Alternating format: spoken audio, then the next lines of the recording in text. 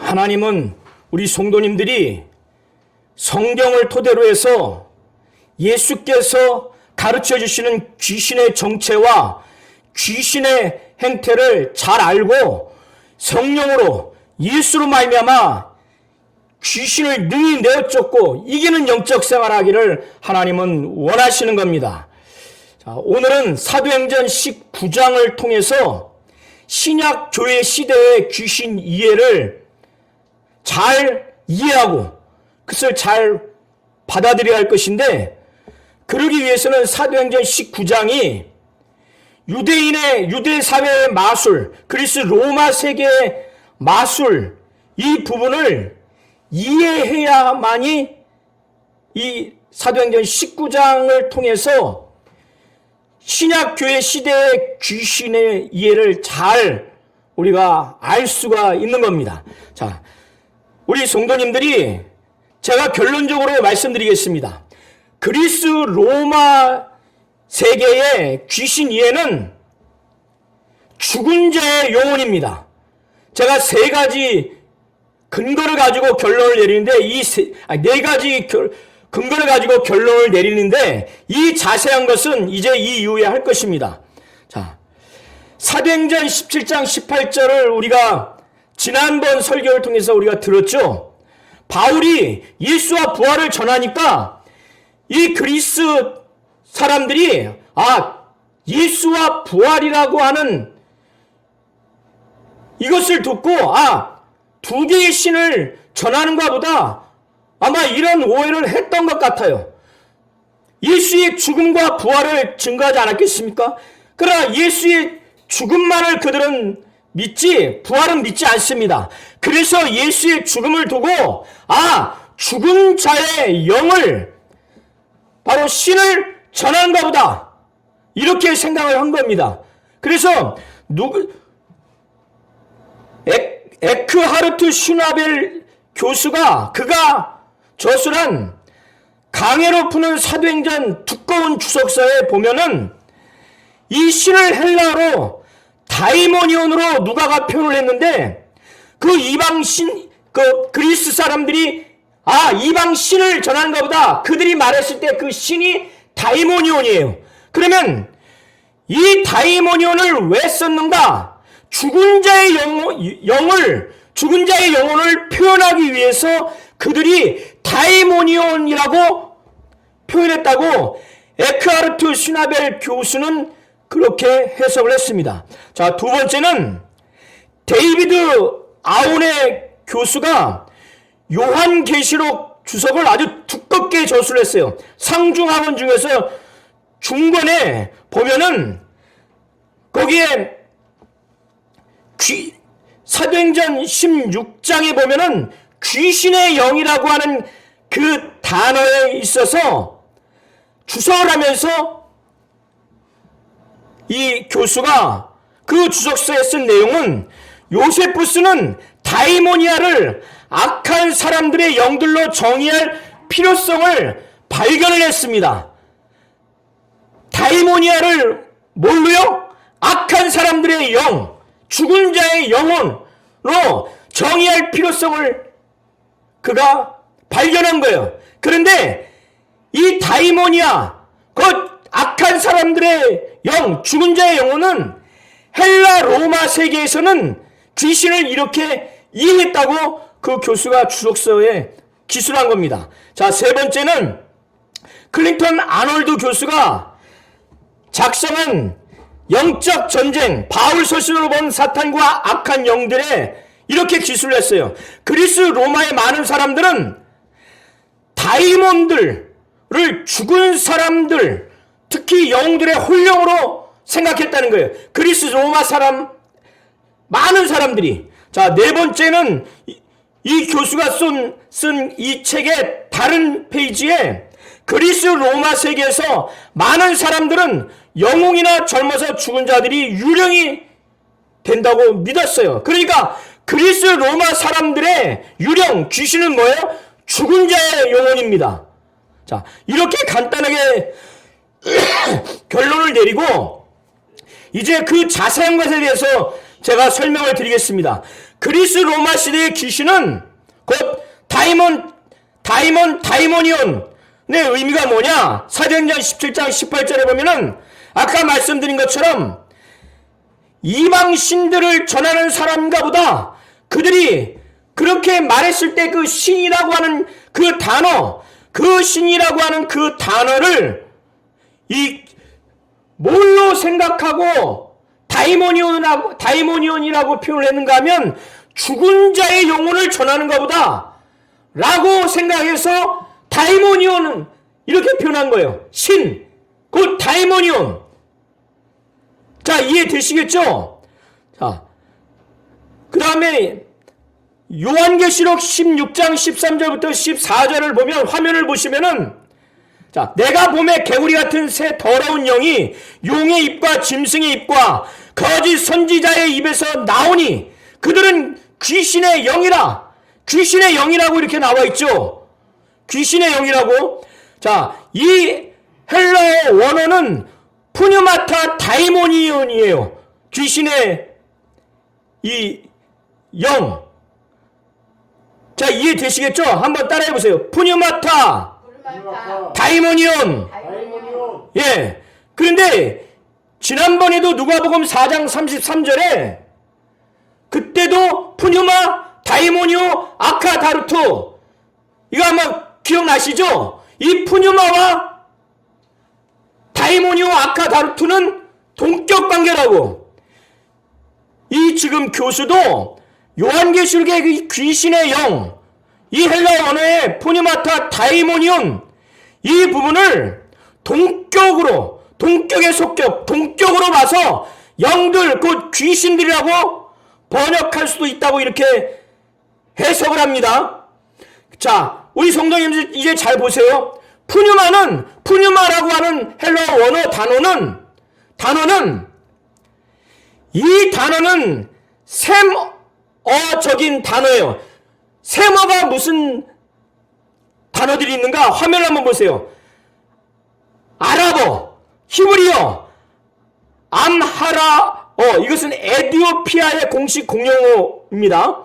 아람어 다음으로 사용인구가 많다고 그래요. 그 다음에 아람어, 고대 근동 지역의 국제 공용어였고요. 예수께서 일상에 사용했던 언어로도 유명합니다. 자, 다섯 번째로 아카드어. 이런 언어에 속한 셈어적인 언어가 뭐라고요? 푸뉴마. 자, 푸뉴마는 셈어적인 언어예요.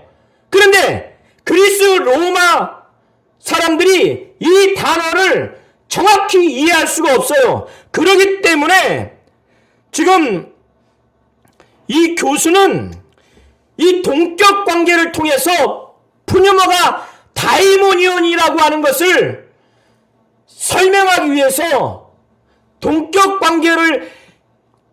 관계로 해석하면서 그렇게 해석을 합니다. 이게 무슨 의미인지 이해되시겠어요? 제가 지금 말씀드린 거. 자, 다시 한번 화면을 보세요. 자, 화면을 한번 읽어보세요. 자, 3번 한번 읽어보세요. 자, 동격의 속격으로 보아서 시작.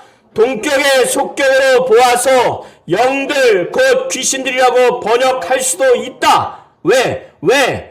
자, 그 다음에 그 다음에 다이모니온은 1차적으로 용어이기 때문에 이 어구는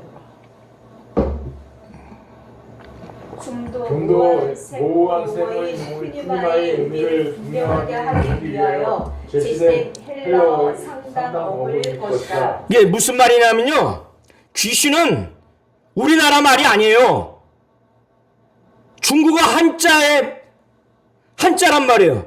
그런데 이것을 우리나라 국어사전을 펼쳐보면 죽은 사람의 혼령, 죽은 사람의 혼백, 이런 뜻으로 풀이가 되어 있어요.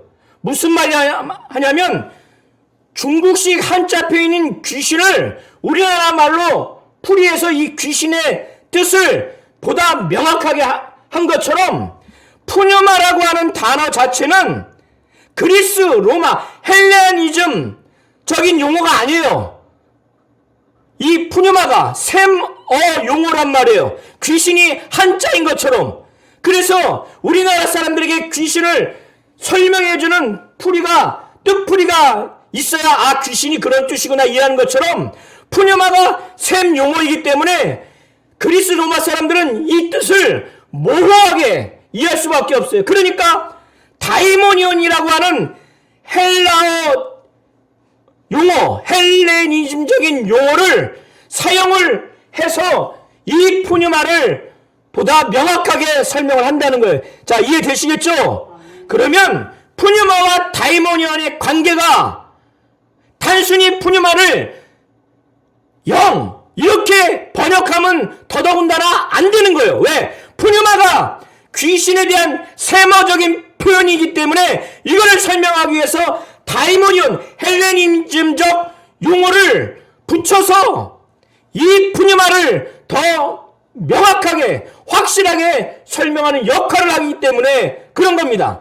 자, 요세푸스는 다이모니온을 악한 사람들의 영들로 정의할 필요성을 발견했다는 거예요. 헬라 로마 세계에서는 귀신들을 이렇게 이해했어요. 귀신을 악한 사람들의 귀신. 자, 그러면 지난번에도 제가 설명드린 것처럼 누가복음 4장 33절에도 이런 관계예요. 이미 이건 여러 번 들어서 잘 이해하실 겁니다. 회당에 더러운 귀신이 있죠. 이 더러운 귀신이 뭐냐면 푸뉴마 다이모니오 아카다르트예요. 그러니까 푸뉴마라고 하는 세머 용어를 다이모니오 아카다르트 이렇게 헬레닌적 용어로 동격화시켜서 이것을 세머적인 용어인 푸뉴마를 다이모니오 아카다르트 이 헬레닌적 용어를 가지고 보충 설명을 해주는 거예요. 자, 이해되시겠죠? 이 누가가 보통 마가는 푸뉴마 아카다르톤이라고 쓰는데 누가는 유래가 없는 표현인 푸뉴마 다이모니오 아카다르토라고 썼다고 지금 누가복음을 주석한 존 놀랜드 교수가 그의 주석서에 이렇게 해석을 해놓은 겁니다. 자, 우리 성도님들이 한번 화면을 보실 때 그 교수의 주석서에 보면은 누가는 다른 곳에서 푸뉴마 아카다르톤 더러운 귀신 또 악귀 푸뉴만 포네론 이렇게 사용을 했어요.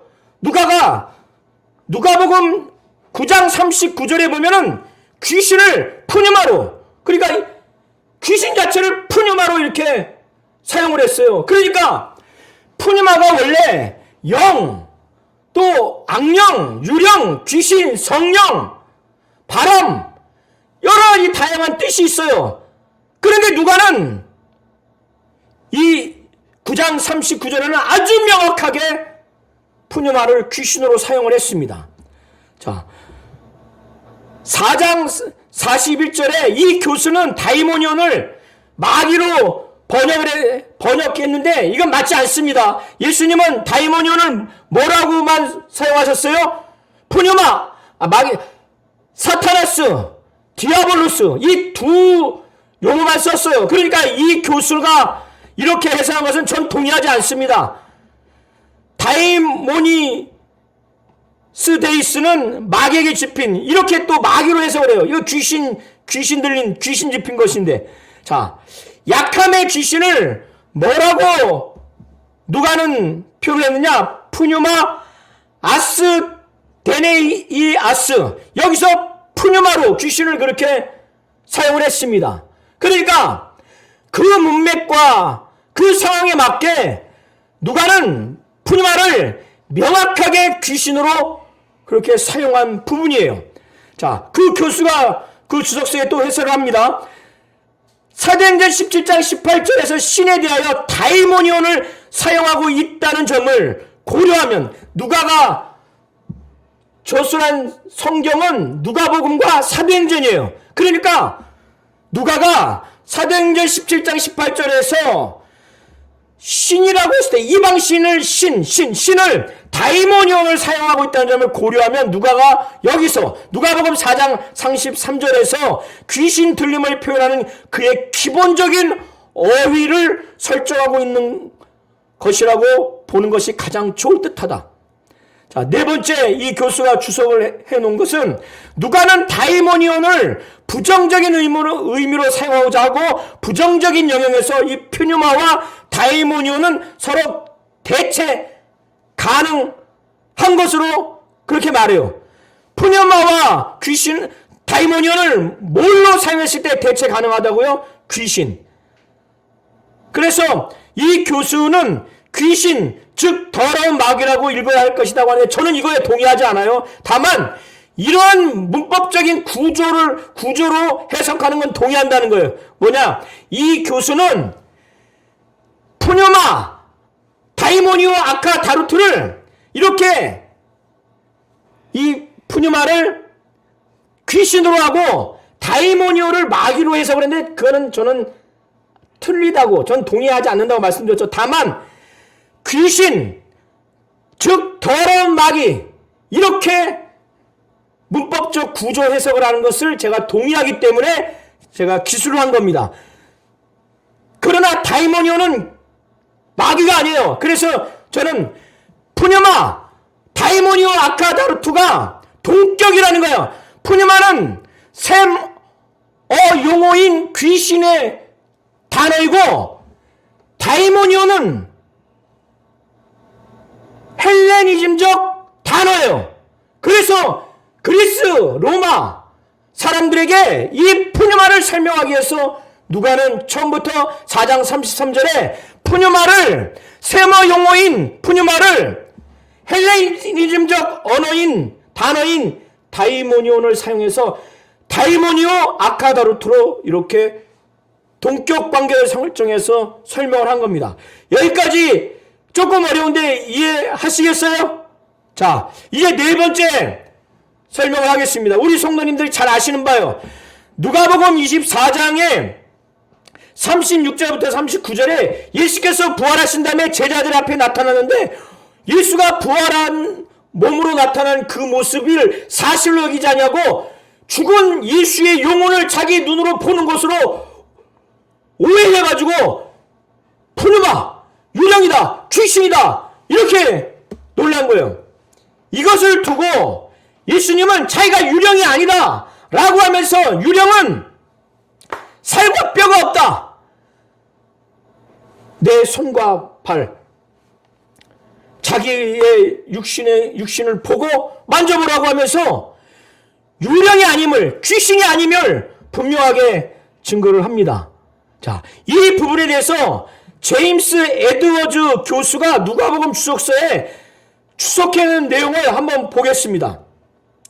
헬라 단어 푸뉴마는 영 혹은 유령을 의미하지만 배자 사본이라는 게 있어요. 많은 사본에는 푸뉴마로 되어 있지만 이 배자 사본에는 죽은 자들의 혼령을 의미하는 판타스마로 기록했다는 거예요. 왜 그 배자 사본에는 그렇게 했는가? 이 푸뉴마가, 이 유령이 죽은 자의 혼령이라고 하는 것을 각인시키기 위해서, 그래서 사도들이 본 것을, 그리고 두려운 것을 무엇으로 생각했는지 전달한다는 거예요. 바로 죽은 자의 영이라고 하는 것을 그들은 살과 뼈가 없는 혼령으로 생각했다는 겁니다. 자, 2번을 한번 보세요. 교부 시대에도 신약학자들은 이것을 별로 중요하게 다루지 않았는데 교부 시대에 중요한 역할을 했어요. 그 중에서 4명의 교부, 이그나티우스, 오르게네스, 유세비우스, 히에로니무스는 예수가 나를 만져 내가 몸이 없는 유령이 아닌 것을 보라는 초대를 잘 알고 있었어요. 이 교부들은 누가복음 4장 33절을 읽고 이것을 인용한 게 아니에요. 그 사실 자체, 예수께서 그렇게 말씀하신 것을 이미 알고 있었어요. 더더군다나 이그나티우스가 작성한 서머나 서신에 이렇게 나와 있습니다.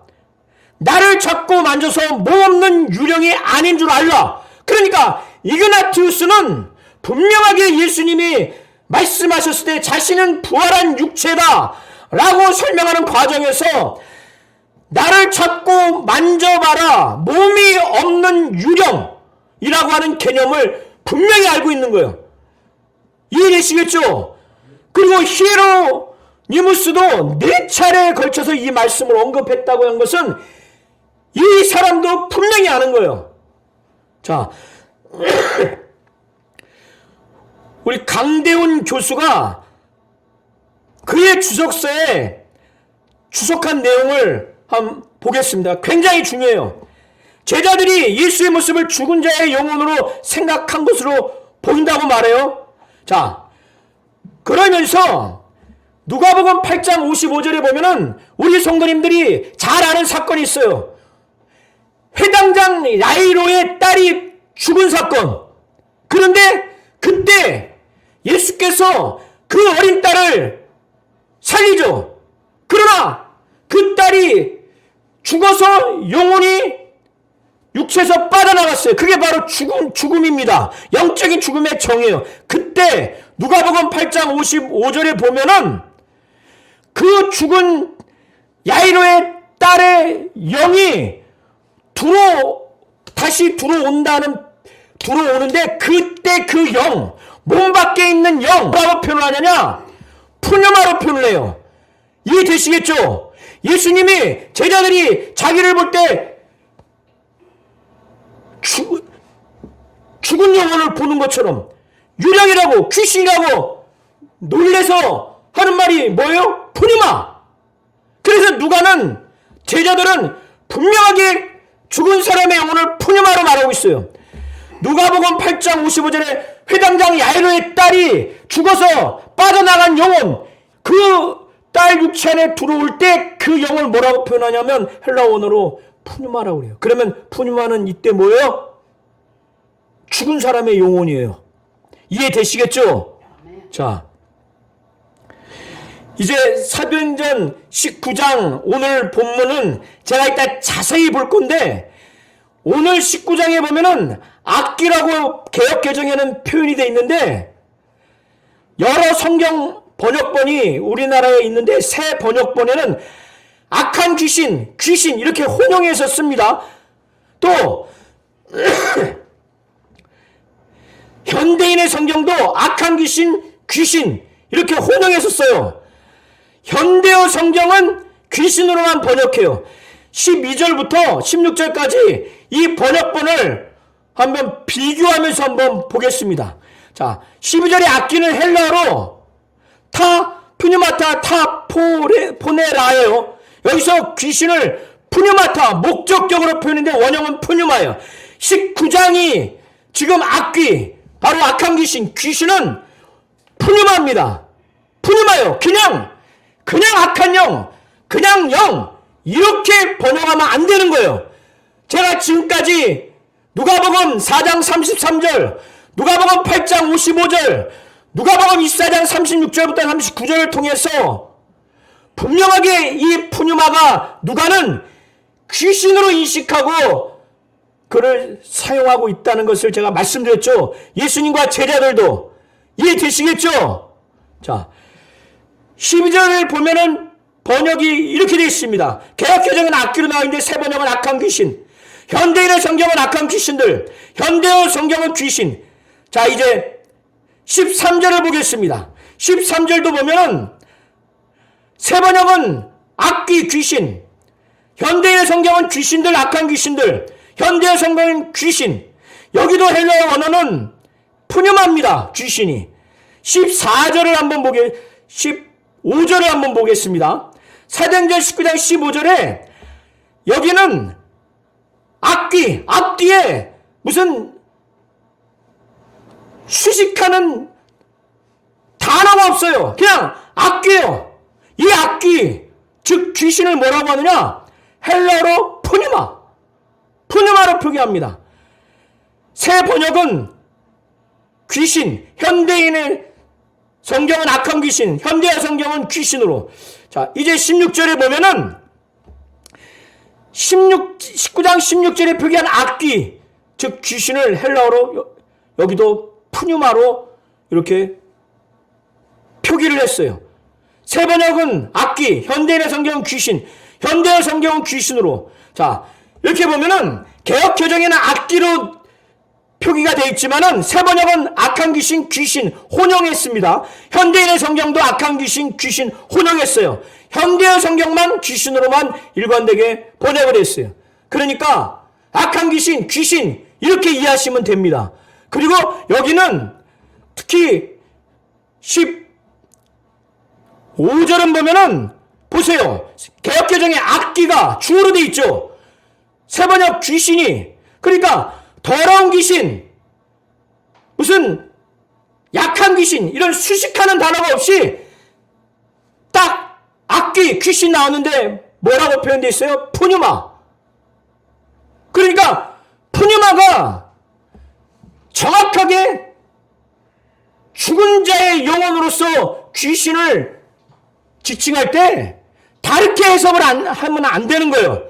자, 여기까지 이해되시겠죠? 아멘. 자, 이제 우리 성도님들이 오늘 설교 내용을 한번 잘 보시기 바랍니다. 자, 아볼로가 고린도 지역에 있을 때, 바울은 이 윗지역을 다녀서 이제 에베소로 내려왔어요. 에베소 지역은 제가 또 잠시 후에 설명을 드리겠습니다. 마술이 아주 성행한 곳이에요. 거기는 아데미 신상이 아데미를 아주 섬겨. 귀신이 특실득실하고 마귀의 역사가 있는 지역입니다. 그런데 이 지역에 다니면서 보니까 예수 믿는 제자가 있는데, 오늘 성경에 보면은 제자라고 하는 그 표현은 누가가 사도행전에서 예수 믿는 사람을 전제로 해서 제자라고 표현을 하는 거예요. 그런데 저도 그렇지만은 우리 성도님들도 성령 받은 사람과 성령 받지 않은 사람은 오래 지내보면은 알게 돼요. 복음을 아는 지식의 넓이와 깊이, 그리고 특별히 마귀와 귀신과 악령과 미혹의 영들, 이 약한 영적 세계에 대한 그 자세와 태도, 그 감각, 이 부분에 있어서 확실히 알 수가 있어요. 그러니까 바울이 에베소 지역을 다니면서 보니까 12명 예수 믿는 제자를 보니까 하나님을 아는 깊이가 아마 넓고 깊지 못하다고 생각했을 거예요. 마귀와 귀신과 악령과 이런 영적 세계와 그 실상에 대해서 너무 모르는 것 같다. 여러 가지 전반적으로. 그래서 이 제자들에게 물어요. 너희 믿을 때 성령 받았느냐? 그러니까 이 제자들이 아니요. 우리 성령이 계신 것도 듣지를 못했습니다. 이 당시에는요, 초대교회는 침례받으면 반드시 성령 받게 되어 있어요. 성령 받으면 반드시 침례를 받게 되어 있어요.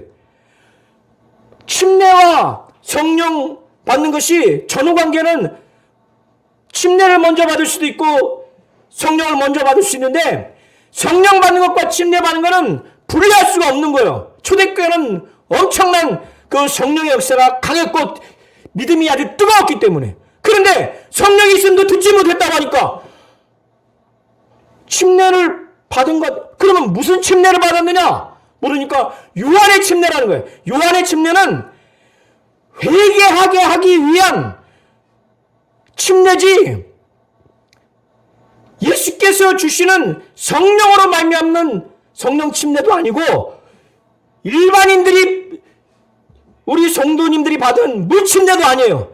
그래서 요한이 침례를 주면서 말하기를 내 뒤에 오시는 이를 믿으라. 그는 성령으로 침례 줄 자이다. 이런 내용으로 요한이 증거를 했는데, 사도 바울이 요한은 자기 뒤에 회개의 침례를 베풀고 백성들에게 내 뒤에 오는 신은 예수를 믿으라고 했다. 그래서 바울이 이들에게 이거를 침례 의식을 잘 설명하지 않았겠어요? 예수와 함께 죽고 옛사람이 장세되고 예수와 함께 물에서 올라올 때 예수와 함께 예수의 생명으로 사는 것이다. 예수와 연합하는 것이다. 이런 내용까지 다 설명하지 않았겠어요? 그러니까 침례를 받고 이들이 이제 하나님 뜻대로 하나님께 순종하면서 신앙생활하겠다 작정을 했을 겁니다. 그러니까 성령 받기를 사모해서 그들에게 안수를 하니까 방언을 말해요. 예언합니다. 그것도 한두 명이 아니고 12명 모두가. 자, 우리 어르신도 성령 받고 방언을 말하시기 바랍니다. 아멘. 예. 중요한 거예요. 그러니까 이들이 굉장히 이제 뜨거웠겠죠. 사도 바울이 이 에베소 지역에도 유대인들이 있어요. 유대인들이 있으면은 회당이라는 곳이 있어요. 그 회당 안에 들어가서 3개월 동안 하나님의 나라에 대해서 아주 담대하게 강론을 했어요. 강론을 했다고 하는 것은 토론하고 설득한 거예요. 강론하고 권면을 했어요. 3개월 동안 했다면은 이게 적은 기간이 아니에요. 그런데 그 말씀을 들으면서 마음이 굳어버렸어요. 마음이 완고해요. 마음이 완고하면은 바울이 전에도 심지어 예수님이 전에도 안 믿으려고 마음이 완고하고 그러면 이게 안 믿어요. 안 믿어. 뿐만 아니라 더 나가서 바울이 전한 진리의 말씀, 복음의 말씀, 이 도에 대해서 사람들이 있는데 그 많은 사람들이 있는데 그걸 비방해요. 바울이랄지라도 더 이상 하면 안 되겠다. 딱 접어요 거기서. 그때 그래도 예수 믿은 사람들이 나왔지 않겠어요. 제자들을 세워서 어디로 갔느냐? 두란노 서원으로 갑니다. 두란노는 사람의 이름이에요. 두란노 서원, 서원이라고 하는 것은 학당, 학원이라는 의미인데 두란노가 아마 소유하고 있거나 운영하고 있는 학원, 아마 학당일 겁니다. 거기에 가서 딸마다 2년 동안 강론을 했어요. 얼마나 강론을 했는지 아시아에 있는 그리스 사람, 헬라 사람뿐만 아니라 유대인들도 다 말씀을 막 듣게 됐습니다. 그 중에 정말 변화받아서 아데미가 신이 아니구나. 사람의 손으로 지은 이 만든 돌, 금, 은 이것이 신이 아니구나. 그래서 변화되고 거듭났을 겁니다. 자, 그렇게 되니까 바울은 기뻤겠죠. 이제 자 11절부터 보면은 하나님이 그렇게 역사했던 바울을 통해서 바울의 손을 통해서 아주 놀라운 역사를 일으킵니다. 이 이후에 그리스 사람들의 반응을 보면은 특별히 마술사들을 보면은 바울이 예수의 이름으로 귀신을 쫓고 막 병을 낫게 하는 그 놀라운 역사를 하나님이 바울을 통해서 하게 했을 겁니다. 그러니까 10절에 11절에 보면은 11절 이하를 보면은 뭐라고 표현되어 있냐면은 바울이 귀신을 예수 이름으로 쫓고 막 병자도 낫게 하고 그가 능력이 있어서 한 게 아니라 하나님이 그렇게 역사하신 거예요. 얼마나 하나님이 역사하셨든지 심지어 사람들이 바울이 가지고 있는 바울 몸에 있던 이 손수건 앞치마를 가져다가 병자에게 얹으니까 병이 막 떠나. 그리고 막 귀신이 막 떠나가. 엄청나죠 이게. 엄청나. 그러니까 유대인 중에 마술사들이 있어요. 스게와 제사장이라고 하는 아들들 7명이 있는데 이 사람들도 마술을 하는 모양이에요. 자, 그들이 바울이 믿는 예수 이 떠돌아다니면서 순회하면서 마술하는 이 마술사가 바울이 믿는 예수 그 예수 이름으로 명한다. 귀신아 나와라. 이렇게 한 거예요. 스게와의 제사장의 아들들도 그렇게 한 거예요. 이런 짓을 한 거예요. 예수를 믿지도 않으면서. 그런데 그 결과가 어떻게 됐을까요? 그 귀신 들린 사람이 스게와 제사장의 7 아들들을 향해서 그 안에 있는 귀신이 말하는 거예요. 내가 예수도 알고 내가 바울도 아는데 넌 누구냐? 그래서 이 귀신 들린 사람이 집안에서 7명을 덮쳐가지고 옷을 그냥 확 딱 찢어가지고 뻘게 벗겨갖고, 다른 번역본에 보면은, 새한글 성경에 보면은 피멍 들었다고 나와 있어요. 몸이 상해져가지고 도망갔어요. 그러니 사람들이 놀랍니까? 안 놀랍니까? 놀래요. 야, 예수가 참신이구나. 예수의 이름. 그래서 예수 이름에 막 영광 돌립니다.